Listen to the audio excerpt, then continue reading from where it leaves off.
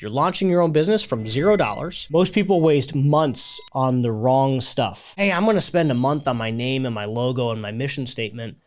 Well, who cares? As you're launching, you don't need to be the plumber. We're here to drive revenue. This is a simple game, but that doesn't mean that it's easy. This is success or failure. My name is John Wilson, and I'm the CEO of a $40 million home service company in Ohio. And today we're going to be diving into, if I had to restart with $0 in 2026, how would I do it? How would I think about it?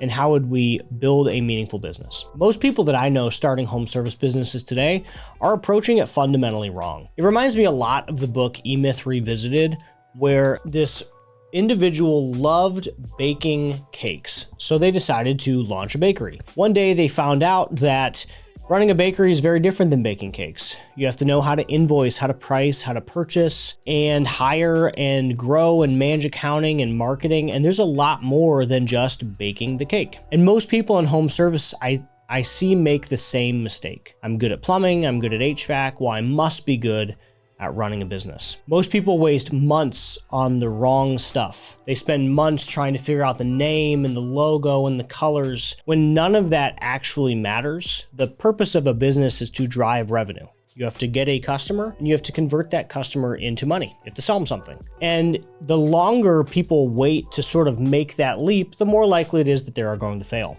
I've seen a ton of young entrepreneurs early on in their journey spend 3 to 4 to 6 months designing this perfect website and the perfect office, and then they finally open and crickets. People have a if they will build it, they will come mentality, and that is always wrong. First, we need to pick the right game. Where is this business going to be? And what is this business going to do? And that is a really important distinction. Inside home service, there's a funny conversation happening on our podcast right now where some of the fastest growing businesses are actually the more rural. So the plumbing company that's in a small town might be growing faster than the plumbing company in a giant town because there's less competition in that geography. So what we're looking for as we do our research is a couple different things. One, who am I competing against? If you're in plumbing, HVAC, and electric, you are competing against some of the most sophisticated operators out there with billion-dollar budgets because they're private equity. If you're in painting, you're not. So think about the game you're playing and who your opponents are, because those are the people that you're going to be competing against when you go to hire talent, when you go to market for new customers, and as you're trying to grow your business, they are who is going to stop you. You want to look for something that has a lot of demand, weak competition, and is generally underserved. So that used to be plumbing HVAC. There was a lot of competition. It was what's called fragmented. A competitive advantage could just be picking up the phone for the first time. There's a lot of demand because it's essential. This stuff doesn't go away. There's demand for this service. People want it, people need it. And underserved is geographically. How many HVAC companies are in your city? How many plumbing companies are in your city? How many asphalt companies, or how many concrete leveling companies, or any other service, fencing, painting, roofing, damage mitigation? There's so many ways to solve this. How many are you competing against? A few years ago, we were building our excavation business. And what was really funny to us is that there was no competition for excavation. And the cost for a lead in plumbing was $85 a lead. But the cost for a lead for excavation, and excavating a drain specifically, so still kind of plumbing, was $7 because there was no sophisticated competition. We were competing against people that were not professionalized, so they couldn't pick up the phone. They didn't even need leads or want leads or didn't know how to do it. And it made for a very easy few years of just collecting market share. Some examples of some highly competitive services are HVAC, plumbing, electrical. Some examples of some less competitive service would be drain cleaning, turf, septic, concrete leveling, power washing, or duct cleaning. They're kind of adjacent to those very competitive ones. There's still an ever-present need. It's underserved, and there's probably weak competition. If there is competition, they're not very sophisticated. So you can come in and win. The way to think about this is that the right market and the right service makes this 10 times easier. If you are competing against unsophisticated competition and you are out delivering, you will win 10 out of 10 times. Step 2 is getting the right operator. Now, the right operator is not equipment, it's not tools, it's not the oven for the bakery. The right operator is the person on the team who's going to help you build this business, or the person in the trenches that's going to do the work. If we're building the bakery, and I'm not a baker, I need to go hire a baker. If I'm building a plumbing company and I'm not a plumber, I need to go hire a plumber. Someone has to be focused on the business, and someone has to be focused on the tactical trade that you are performing every day. Someone has to figure out the marketing, the sales, the accounting, the hiring, and the HR structures that form a business. The important thing to hit here is, as you're launching, you don't need to be the plumber. Early on, when I bought the business 10 years ago, I was determined that the business should be able to run without me. I was kind of obsessed with this idea that if I became too important to the business would never grow. I read E-Myth Revisited, and I really absorbed that idea that I couldn't be the baker. I couldn't be the HVAC tech. I had to let the business grow without me being the mechanical expert that held it back. Hundreds of employees later, tens of millions of dollars later, none of that would have happened if I was the mechanical expert that had to touch every job that we got into. I had to learn how to hire people that were more talented than me at nearly every discipline, including the trade itself, plumbing. I had to hire better plumbers. I had to hire better electricians. I had to hire better people in accounting and marketing and leaders as we continued to grow. But you have to start as early as you can with this obsession that you are building a business. You are not the plumber. Now, some days you might have to. Some days you might have to go out in the field and help to progress things. Sometimes you're the CEO and sometimes you're the chief janitor. That's just the nature of building a small business.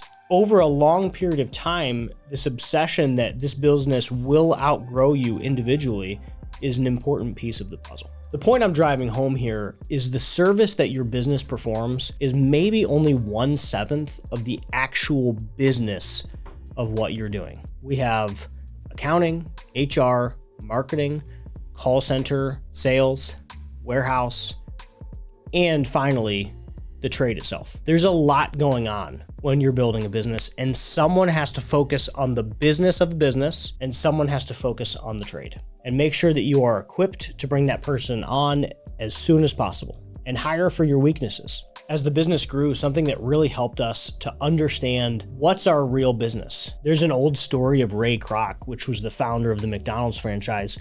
And he said, hey, we're not actually in the burger business. We are in the real estate business. And that was an important part of how McDonald's functioned. As someone that owns a home service business, it's easy to think that you're in the lawn care business or the roofing business or whatever it is, but the real reality is that you are actually in the marketing and sales business. You are there to build a marketing machine that can drive an ever-increasing amount of leads to your sales team, and then you are there to sell those leads. That's the real business that you're in. Same as Ray Kroc wasn't in the hamburger business, but the real estate business. Step 3 is get customers. We go back to the beginning. This is where people always kind of forget that this part actually has to happen. Hey, I'm going to spend a month on my name and my logo and my mission statement. Well, who cares? Someone has to pay for your thing. Someone has to need your thing, and then someone has to be willing to pay you to solve it. And you have to focus on that from day one. There's a lot of different philosophies. Some of it's how you're being funded. Some of it's not. For the sake of this video, I'm assuming that you are self-funding this project. You're launching your own business from $0, and we have to drive revenue as soon as humanly possible. Now, there's a lot of different ways to do this, starting with no dollars, and then we'll hit some more dollars. No dollars, canvassing doesn't take much money. If I was launching a power washing, landscaping, tree trimming, whatever it is, canvassing would be a hell of a thing to start. You can get out there every day, you can knock on doors. For every 100 doors you'll knock, you'll probably get 5 customers. It's a 5% hit rate, and it took no money. You don't need perfect branding, you just need jobs. And that's something to really push into your core, because that's what makes canvassing and cold calling and networking and reaching out to referrals the easiest and scrappiest thing to do. Because if we just focus on what are we here to do, well, we're here to drive revenue, and revenue creates investment. Investment does not create revenue. So as we're thinking about launching this business, we have to go drive revenue so that way we can, in the future, invest into our branding, our website, our mission statement, our logo.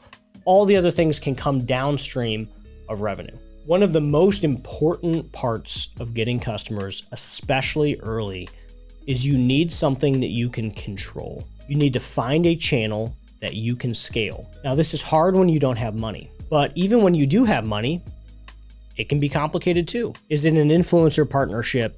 Is it Meta ads?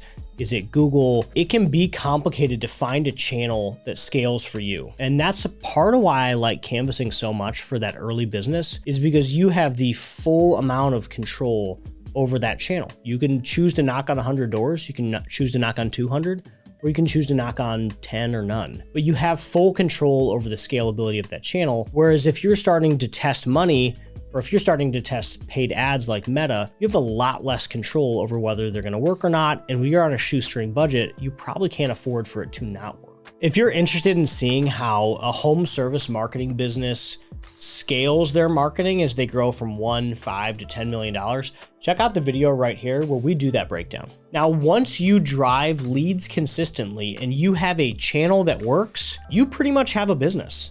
Because no business in the world operates without leads. You need the lead in order to create the sale. And this is section 4, which is what I would ignore early on. Subtitled, you don't need to look big, you just need to get paid. You don't need fancy branding. You don't need wrapped trucks. You don't need a fancy website. You don't need to overhire, and you definitely don't need too many services. You need to get a customer. And then you need to get a sale. And that is as simple as business is. And honestly, at $40 million with 200 some employees, it is still the same shit. Every day we have to get in and get the leads. We now need 250 leads a day. And we have to go out and we have to sell as many of those 250 leads as we can and turn it into revenue. It is a never-ending problem.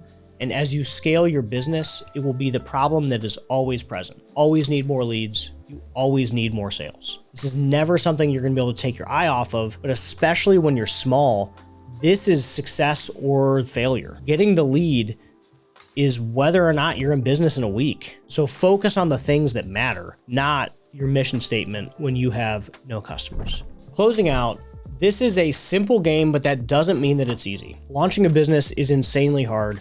This business has taken everything I've had and more for the past decade of my life. It is not easy, but it is kind of simple. So if I was starting from zero today, I would be looking for the right market, I would be looking for the right service, and I would be focusing on that lead as hard as I can. Thanks for checking us out, and make sure you like and sub if you like what you heard.